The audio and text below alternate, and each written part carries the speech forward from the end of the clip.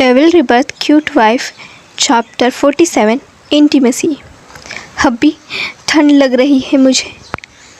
कियारा अपनी मरती हुई आवाज़ के साथ मासूमियत से अर्जुन से कहती है।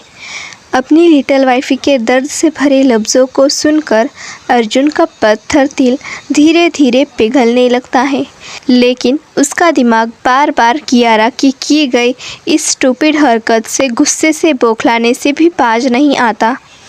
अर्जुन अपनी आँखों को ज़ोर से भींच लेता है और अपने गुस्से को कम करने की कोशिश करने लगता है। कुछ पल की गुमसुम खामोशी के बाद अर्जुन के कानों में कियारा के ज़ोर ज़ोर से काँपते हुए अपने दांतों की किटकिटाने की आवाज़ पड़ती है। अर्जुन की लाल आँखों में फिर एक बार लिटिल वाइफी को देखकर जेंटलनेस वापस आ जाती है। अब आगे अर्जुन फुर्ती से कियारा के करीब जाता है और उसके ठंडे शरीर को अपने गर्म और बड़ी बाहों में भर लेता है। वो कियारा के गीले जिस्म से चिपके उसके गीले कपड़ों को उसके शरीर से अलग कर देता है और कुछ पल बाद अर्जुन भी अपनी मस्कुलर बॉडी से अपने सारे क्लोथ्स को रिमूव कर लेता है और अगले ही पल कमांडर अर्जुन बख्शी अपने लंबे हाथों से काली चादर को अपनी पत्नी के नेकेड शरीर को पूरी तरह से कवर कर लेता है।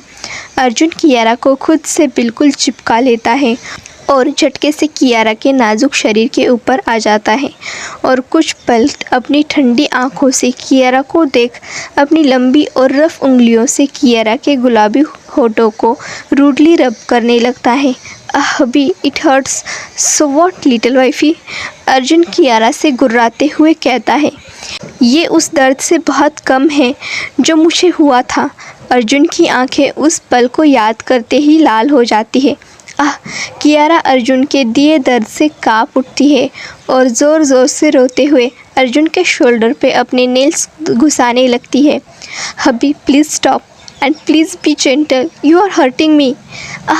अर्जुन फिर एक बार कियारा के नाजुक गुलाबी होठों को ज़ोर से रब करता है और अगले ही पल कियारा के खून और दर्द से भरे लबों को अपने होठों में भर लेता है। कियारा अर्जुन के इस मुंह से सुन्न हो जाती है और उसकी दर्दनाक चीखों की आवाज़ें उसके गले में ही बंद रह जाती हैं। कियारा मजबूती से अपने नीचे बिछी सफ़ेद ब्लैंकेट को अपने नन्हे हाथों में थाम लेती है। अर्जुन बेहद वाइडली कियारा के ज़ख्मी होठों को चूमने लगता है और कियारा के माउथ में एंटर करने की कोशिश करने लगता है। कियारा को अपना साथ ना देता देख अर्जुन की हाथों की मुट्ठियाँ कस जाती है। अर्जुन बेहद क्रूएलिटी से अपने रफ हाथों को कियारा के गोरे और ठंडे जिस्म पर फेराने लगता है। कियारा का बेजान शरीर अर्जुन के हर एक टच से कमज़ोर होने लगता है। अर्जुन धीरे धीरे कियारा के जिस्म पर अपना हाथ फेरते हुए कियारा के सॉफ्ट पेट पर ले जाता है और बिना किसी रहम किए कियारा के कोमल पेट पर बेरहमी से पिंच कर लेता है। कियारा अर्जुन की बेरहमी को खुद पर फील कर ज़ोर ज़ोर से रोने लगती है और अर्जुन को खुद से दूर करने के लिए अपने छोटे छोटे हाथ पैरों को अर्जुन के पत्थर से भी ज़्यादा मजबूत बॉडी पर मारने लगती है।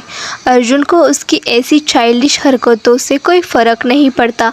30 मिनट की लॉन्ग किस के कारण कियारा का चेहरा बुरी तरह से लाल हो जाता है और धीरे धीरे अर्जुन के मजबूत शरीर के नीचे कियारा का नाजुक शरीर ढीला पड़ने लगता है।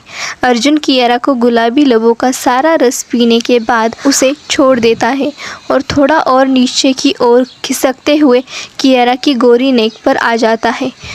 वही हमारी क्यूट कियारा अर्जुन के होठों की रिहाई पाते ही ज़ोर ज़ोर से हांफने लगती है। अर्जुन कियारा की गुलाबी नेक पर अपने रफ होठ रख उसकी पूरी नेक पर अपने होठ के प्यार को फेराने लगता है और कियारा की कर्वी बॉडी पर अपने हाथों को बेतहाशा फेराने लगता है। धीरे धीरे कर वो कियारा की नेक के नीचे आ जाता है और कियारा की कुकीज़ को खाने लगता है। 50 मिनट की लंबी थका देने वाली कसरत से कियारा का शरीर कमज़ोर पड़ जाता है और धीरे धीरे उसकी नीली आँखें नींद के आगोश में जाने लगती है। तभी कियारा के कानों में अर्जुन की कमांडिंग और ऑर्डर देने वाली आवाज़ गूंजती है। You can't sleep wifey, today's night you can't sleep. This is my order, this is your husband's order. अपनी बात पूरी करते ही अर्जुन कियारा को अपने नीचे मजबूती से दबा लेता है और कियारा के नाजुक हाथों को अपने मजबूत हाथों में लॉक कर लेता है।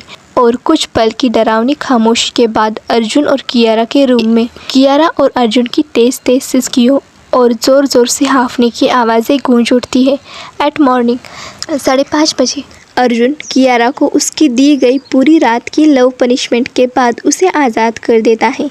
कियारा अर्जुन की इस हार्ड पनिशमेंट के बाद अपने होश पूरी तरह खो देती है और दुनिया भर की हर परेशानी से बेखबर होकर सुकून से अर्जुन की बाहों में किसी छोटे से खरगोश के बच्चे की तरह अर्जुन की छोटी छाती में घुसकर सुकून से सो जाती है। वही अर्जुन ने भी अपनी लिटिल वाइफी की 0 फिगर कमर को मजबूती से अपने हाथों में जकड़ लिया था। उसके सख्त चेहरे पर इस वक्त एक सेटिस्फाइंग स्माइल थी।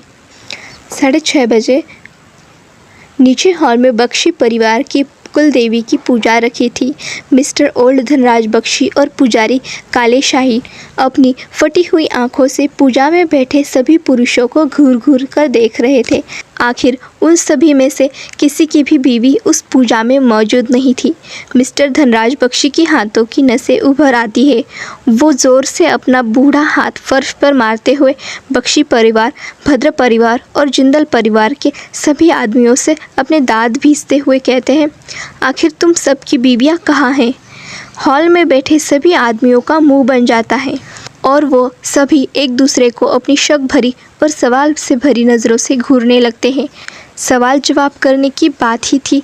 जवान तो जवान, वहाँ तो उनके बापों की भी बीवियाँ कहीं नज़र नहीं आ रही थी। पुजारी जी, पूजा प्रारंभ कीजिए। मिस्टर ओल्ड धनराज बख्शी घमंड से कहते हैं, मैं इन जानवरों की शक्लें और ज़्यादा देर तक नहीं देख सकता। अपनी बात पूरी करते ही ओल्ड धनराज बख्शी हवन के सामने अपने हाथों को जोड़े और अपनी आंख बंद कर पूजा में मगन हो जाते हैं। आज के लिए बस इतना ही फ्रेंड्स, कल मिलते हैं नेक्स्ट एपिसोड के साथ। Till then bye bye.